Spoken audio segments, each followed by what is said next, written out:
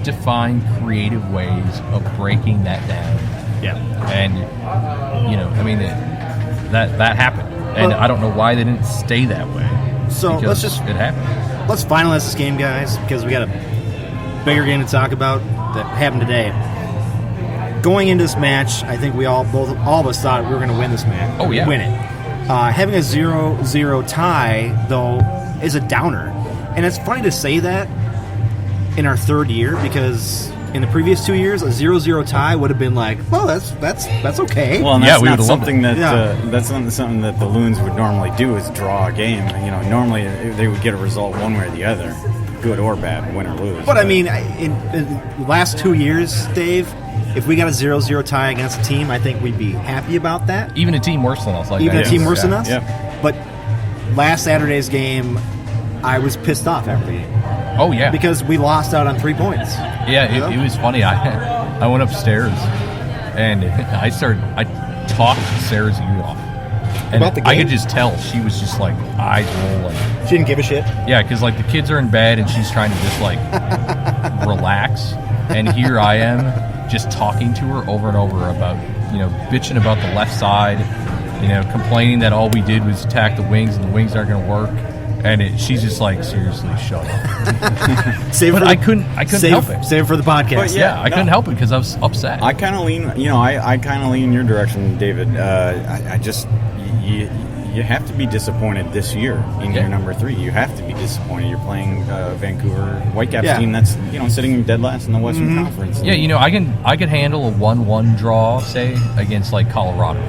Sure, but not scoring a goal against the worst team in the league. Yeah, I mean, it leaves a sickening feeling in your mouth in a way, because I mean, you look at we won't go into it, but the week before, the 1-1 draw on the road, at least you can say on the road, because you look at the parity that exists in MLS, it is difficult to win on the road. Road draws for me are totally fine. Oh yeah, right. You should always expect it, even against this inferior opponent. Yes, that's fine. Home draws against a sub, a basement-dwelling opponent is not good. I mean, a home draw against anyone shouldn't be accepted. Well, no, because the headlines are always like in fact, the tagline for the Vancouver match was "Vancouver survives onslaught."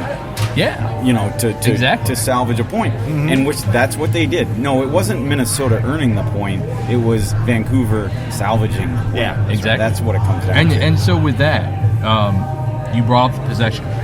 And so we had somebody, a follower, listener, Dan, on Twitter, reach out to all the Minnesota United podcasts and say,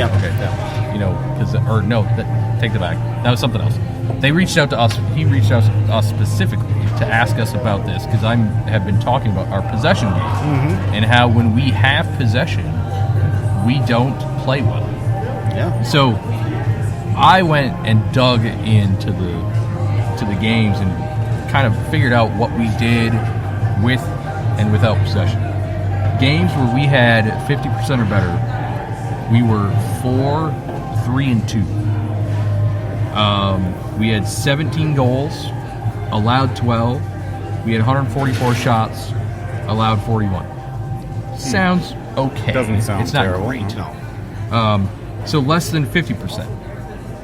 We had 9 wins, 4 losses, 3 draws. 34 goals for, 22 against, 187 shots, 66 on goal. Now, that tells me right away, first off, we allow more goals when we have less possession. Which makes sense. Yeah. Of course, yeah. But it's a more open game. Yeah. We're scoring more, we're allowing more, but not too much more. I mean, it's a few more, but it's when you break it down, it was 1.8 goals against to 1.5 goals against. You could dig into it all you want, but there's certainly outliers that'll kind of mess those numbers up. Like, say, the 7-1 victory against Cincinnati. Exactly. Yeah. And I in my tweet, I pointed out that we had, there's some things to mention. We lost 3-0 at Atlanta when we actually had less possession. We had less possession at Chicago and lost 2-0. Let's not talk about that game.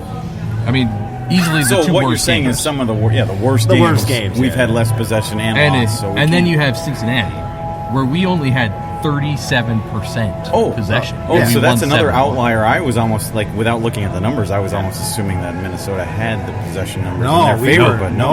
It was literally.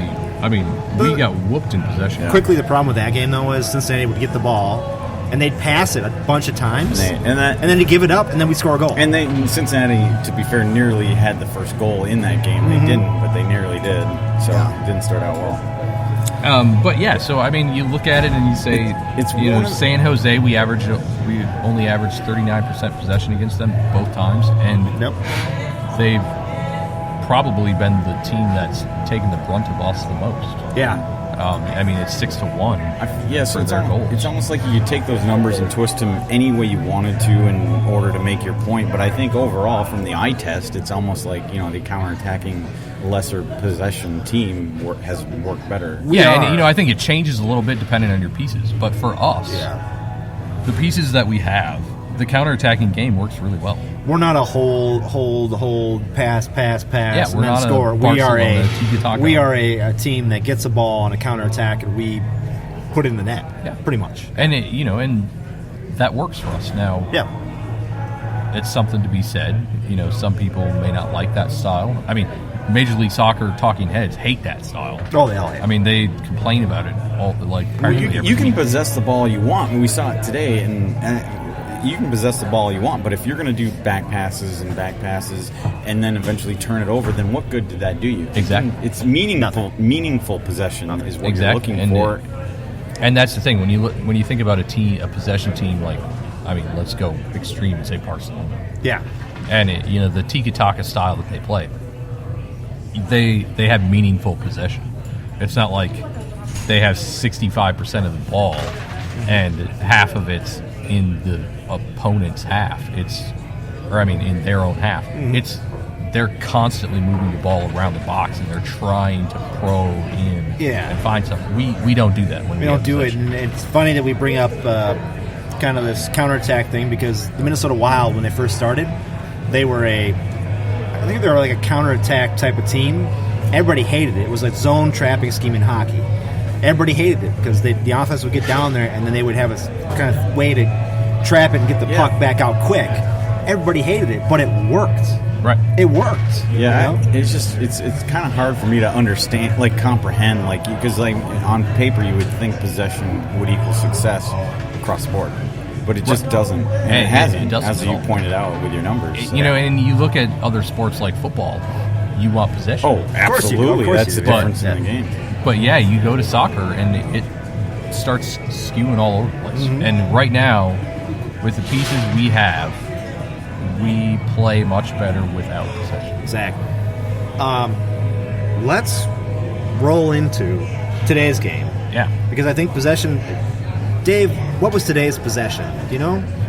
I think we were on the right side. If we're talking about not having possession, we did not have. So if we're talking about the whole match against Portland today at Allianz Field, it was Minnesota had 43% as opposed to 57. So almost the exact opposite of the Vancouver match. But no, it was almost the exact opposite. Yeah. So, and at the end of the day, I guess it did work out. We'll get into it, but.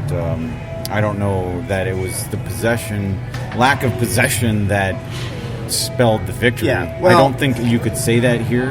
No, I don't think you can. So let's back up to the beginning of the game. DQ was out because of yellow card accumulation. Yeah. So he's up in the stands looking out. He was looking very dapper in the stands. Oh, I didn't even. You guys see didn't see it because I was watching. So they have to wear those suits, right? He was wearing like a white shirt, like unbuttoned, and he had the glasses. Does he have kids? Was he in a suite? He's got 2 kids. Because then one of his kids is up there wearing a Darwin. Was he in one of the suites? Yeah, he was in one of the suites up there. Level? Looking very dapper, as they mentioned on the thing. But what I would say is that at the beginning of the game, we had very sloppy play in the back third. And we had a couple passes that were that's exactly not good. What I started to touch on as far as you talk about possession. If you're, it was poor quality passing. That was certainly an impression that I got. Even when the spells that Minnesota United had possession, it seemed like it just kind of ended on a disappointing note with regards to a bad pass, or like you said.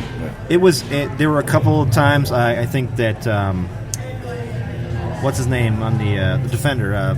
Ike. No, the young kid. Gasper. Gasper. Oh my goodness. We knew you were going to bring Gasper up. Gasper had a couple things. I'm going to say this again about Gasper. We knew you would. And he has got to watch himself, man. This is fantastic. Man. Now, I don't know. Sorry, this is exactly. We were having this conversation. We're jumping around the game a little bit, but I know probably in your mind what you're thinking about. He was called for a foul kind of late in the game, actually. Close to the box. It was relatively close. What I'm saying is to be fair to him, though, I doubted very much that should have been called a foul. I don't think it was. But yes, continue. And again, it's one of those things where Gasper had, I think, a bad pass. Ozzy had a bad pass. Oh, yeah, he had a really bad pass. Ozzy had an up and down game, as well as Ike Opara had a very up and down. Yeah. I mean, he had his moments, Ike and Ozzy. They both had good moments, but they had some bad moments. I mean, and Ike had a lot of good clearances on corners. What were we talking about, David Sterling and I? We were talking about, at least for the first 75, 80 minutes, our man of the match, well, we had a little bit of a debate, but you could almost put it on Michael going Boxall. for Boxy, yeah. And then cooler heads prevailed. If it wasn't for Vito making some massive saves, including a couple back-to-back saves, Yes. I mean, the game wouldn't be 0-0 heading into the 90th minute. It certainly wouldn't have been. Vito was on his game today. Oh, yeah. I mean, there was one play in the first half where he blocked a ball out. He was on the ground. They came and got the ball back. Same kicked player. It, same player. That's he just what put we're his talking hands about, up and just put it. I'm sorry. Outstanding effort. Outstanding effort. Saved the game. Yeah, saved the game. And, he had that one that I'm still not convinced he actually tipped it over the bar. Oh, the one where They called it a corner. They called it a corner. I said that I thought it. I was arguing with John that it didn't change. The ball didn't change spin, so there's no way he touched it. But you could hear the ding. You could hear the ding on the on the broadcast. You heard it go doing. I'm like, and they said corner. I'm like, I don't think he touched that ball. Wow, interesting. Not that we get into it. It's not surprising, but the Audi player index, Vito Minone, was sitting up at the top, but Ike Opara is actually number one as far as bullshit. Minnesota United at 805. Wow. I can jump into that, but the leading Audi index players was Ike Opara, Vito Minone, Jan Gregush, and then followed by Boxall. I mean, Ike had at least 3 giveaways. Like we said, he did, and like we said, maybe they aren't knocking him enough for that because he did have his moments, on the positive, like we said, but he did end up with like 5 clearances. That gave him the majority of his points there. So we had some chances in the first half. They had some chances in the first half. I made the comment that the game didn't deserve to be goalless even after the first half. Yeah. Right. Let alone 90 minutes, which it ended up going 90 minutes without a goal. It just, either side, really, there should have been several goals. There was 2. We had a couple chances. I know Miggy had a chance or 2. In my opinion, Miggy had the worst blown chance, if you want to call it a blown chance. Yeah, he had when space. he missed that ball, and it wasn't even close. Yeah, Johnny and I were standing on our feet yelling to take him out of the game immediately. I mean, it was just one of those things where it's like he's having an off night. He needs to come out. It's frustrating because you want to see him do well. You really, at least I do. I mean, I want to root for the guy. Yeah, I do too. But brutal. Again, he missed a chance or 2. I think we had... I'm trying to think who else had a chance. The second half substitutions, Donati and Toy created a very good opportunity. Donati came down and put a ball on a Toy where you thought it would be in the back of the net. You really did. Now, degree of difficulty might have been a little higher than Miggy's attempt, but boy, you really... But let's go back before that, though. They put in... Lude gets in low. Yeah, we should mention that. Lude gets into the game. And that was good. He 65th minute, roughly. Yeah, and it was funny because we all gave him a standing ovation, and then 30 seconds later, the crowd finally figures out he's in the game. Yeah, and so the crowd kind of rises to occasion. We're like, seriously, dude, he's already on the field. But he comes in with Toy, right? Yep. Yeah. And so he replaced Miggy. Miggy. And so they come in, and you're going, okay, well, Toy's getting the game because Toy is like that extra Energizer Bunny type of guy to get him. But then they put Dinladi in. Right. And my thought was, well, why? I don't. The only understand reason it. is because they had no one else. Exactly. Yeah, and it nearly paid off. And keep in mind, and we'll talk about it later, but I mean, there's another match to worry about on Wednesday, and I mean, so you want to make